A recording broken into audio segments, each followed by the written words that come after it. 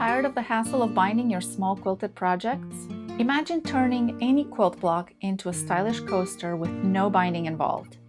Today, I'm revealing my quick and easy method that simplifies the process and gives you an elegant finish. By the end of this video, you'll know how to transform any small leftover quilt block into a stylish quilted coaster. This method is perfect for adding a personal touch to your home decor or creating unique gifts without the hassle of binding. I'm Elena, and on this channel, I simplify quilting by making it more enjoyable by sharing creative, time-saving techniques. Whether you're looking for fun project ideas or you're looking to develop or enhance your skills, you're in the right place. In this tutorial, I will guide you through every step of the way of turning any quilt block into a quilted coaster without using any binding. If you're excited to make your own quilted coasters, click the like button, subscribe to my channel for more quilting tutorials, and when you sign up for my newsletter, you will receive a free quilt pattern. For your project, you're going to need your quilt block. This is a 6.5-inch quilt block, and a piece for your quilt block that's going to go on the back of your project, and this is going to be about 1/2 inch to 1 inch larger. It doesn't really matter because it's going to get trimmed at the end, but you do want this piece to be larger than your quilt block. Additionally, you're going to need a 6.5-inch piece of fusible fleece, so this has to be the same size as your quilt block. If you do not have fusible fleece, you can use, I have a scrap to show you, a little bit of flex foam or foam interfacing, or just simply a piece of batting. This fusible fleece actually has a bumpy side, and you can choose to have this bumpy side towards your quilt block, so that means it's going to fuse, it's going to glue to your quilt block, or it's going to glue to the back. So I'm going to have mine adhering to the actual quilt block, and then I'm going to quilt it. To quilt my quilt block to the fusible fleece, I'm going to go with this embroidery thread. It's sulky thread. I'm not going to do anything extravagant, just an outline of my block a little bit, and you want a thread that will kind of disappear or match with what you are quilting. Two-piece, I'm going to use Superior Thread So Fine Color 401. This is a 50 weight polyester thread, and I love using this one for piecing everything. You're going to need a rotary cutter, a ruler, and a cutting mat, a scissor to trim off some ends and trim off your threads. For your sewing machine, you're going to need a 9014 universal sewing machine needle. You're going to need a 1/4 inch presser foot, or if you do not have a 1/4 inch presser foot, you can use your regular sewing machine presser foot. Generally, these are 3/8 of an inch, and you can use a diagonal seam tape or anything else that will help you achieve that 1/4 inch seam allowance. You're going to need just a few pins or sewing clips. And the first thing that I'm going to do is I'm going to look at my fusible fleece, and I'm going to find which side is the bumpy side. So this is the bumpy side. That means that is the side with the glue. I'm going to lay my quilt block over it like that. Gently give it a warm press, and then go to my sewing machine and quilt it just a little bit.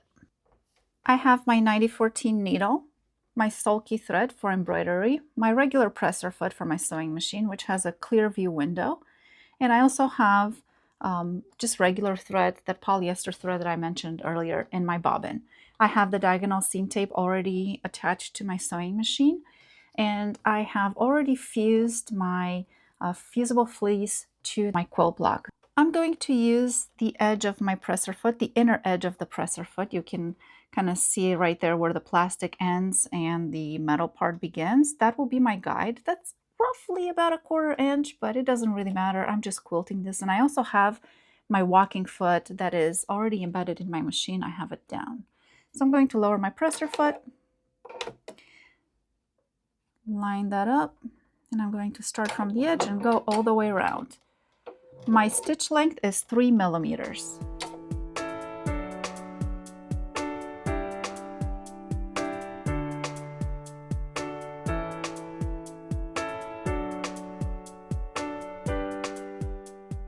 Once you have quilted your block, I just did a very simple stitch line all the way around my design. You're going to grab your backing fabric. If you have fabric that has a design on it, then it will have a right and a wrong side. But this particular fabric is solid, so it looks the same on both sides, but you would put the right side up, so the design side up, and then you're going to grab your quilt block and center it. You're going to stitch using a 1/4 inch seam allowance all the way around, but you're going to leave an opening because that will be the opening we're going to be using to turn everything inside out at the end. The opening should be about 1.5 to 2 inches, just enough to allow you to put the fabric through. So what I'm going to do is grab my ruler just to get an estimate, kind of like somewhere right there, or I can even leave it right here. So I don't want to have that opening right onto the center of my design. So I'm going to put my pin through one side and just estimate right here. If it would be helpful for you to draw your seam allowance all the way around so you know exactly where you're sewing on, that would be beneficial as well. Remember to switch your thread to your piecing thread, or if you can continue with this one. Once you found your start and stop points, you're going to pin all the way around through all 3 layers, through your quilt block, the fusible fleece that it's sewn onto it, and your backing fabric.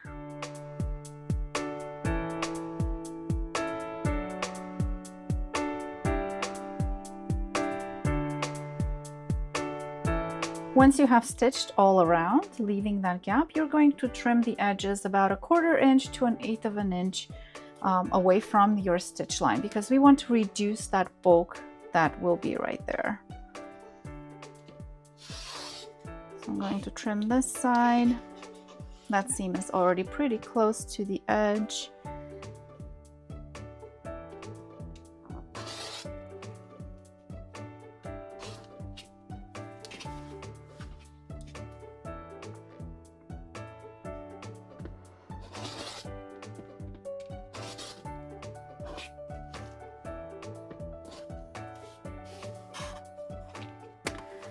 Before we finish trimming that last edge where the opening is, you're going to go to your sewing machine and you're going to stitch straight out. So let me go show you what that looks like. So I went to my sewing machine and I stitched from the ending of that, the beginning of that opening, I stitched down towards the edge of the raw edge of my fabric. And if you flip it over, you can kind of see that I have that perimeter all the way around and then this little opening that way. Next, I'm going to take my scissors and I'm going to clip these corners at a 45-degree angle. I'm going to leave this edge as is for now. When you clip these corners, you want to make sure that you are not cutting too much into the intersection of those seams. This should just help you clear off some of the bulk in those corners. Just a very, very little bit. Next, you're going to flip it inside out, and you can use something pokey like a chopstick or a stiletto or anything else that you might have to poke out those corners. This is the time that you would also want to clip your threads off. I'm going to stick my finger inside that corner, grab my chopstick and push it out. When you do push it out, make sure you're not actually pushing too hard so you do not pierce your fabric. And then pull out the rest of it. Just work it. If you find that you didn't leave enough opening, you can readjust. But generally, for this amount of fabric, about 2 inches is just right, because you do not need to stick your hand all the way in there.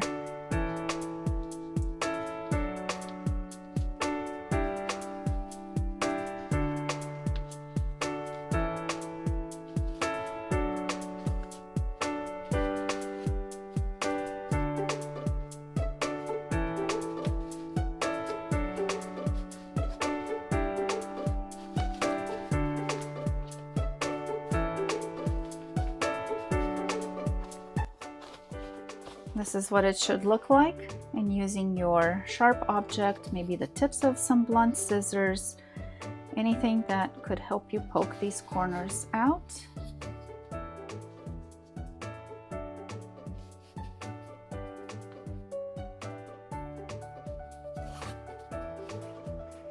Now, if you want to turn this into a little pillow, you can definitely fill it up with some stuffing.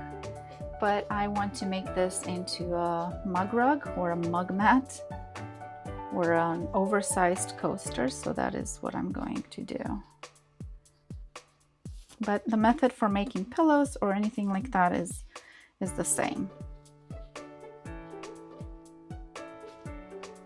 Now, because we stitched those lines coming down from that opening, that will actually helps our opening fold itself inward pretty well. So I'm going to clear this table and we're going to press this with our hot iron.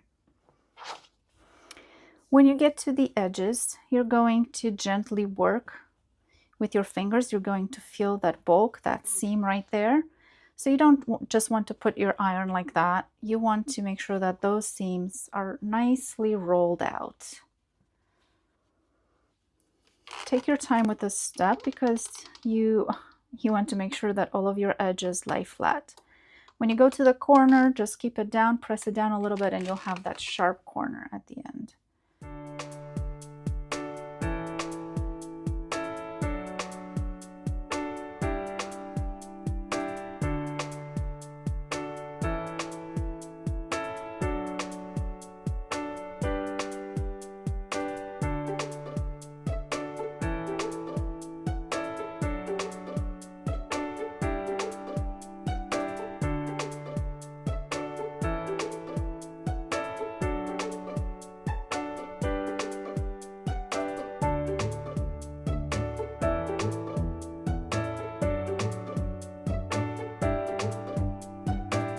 Doing the edges first, and now that I got to the edge that has that opening, I'm still going to work that seam.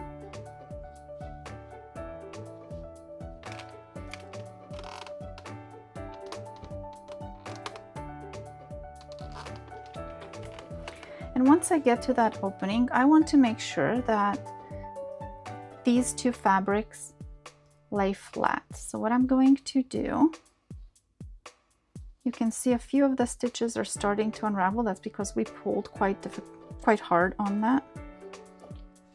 So I'm just going to gently fold this in, trying to make that edge as nice and as neat as possible. It is very common sometimes when you're trying to do this to overfold this, so you will end up with something like that. That's okay, it doesn't really affect anything, but if you're a perfectionist, you want to ensure that both of your fabrics, top and bottom, are folded properly. So take your time with this step. Once I'm happy with how it is folded, I'm going to press it with my iron. I'm going to go over the entire project now. You can give it a little bit of steam if you want to really untangle these fabrics. But you can do this at the end as well. So now all there is left, if you choose to, you can do an 1/8 of an inch stitch or a 1/4 inch stitch all the way around. Or you can simply grab a needle and a piece of thread and you can do a ladder stitch or a whip stitch to close this opening, and this way it will be fairly invisible and you will not have a border. I close my opening by hand using a ladder stitch, but if you choose to do that 1/4 inch stitch, just keep in mind that on a design like this, it might actually go into the corners of your design, and that's not something that I wanted to do. But this is going to be my little oversized mug rug that I can use on my desk at my work and enjoy.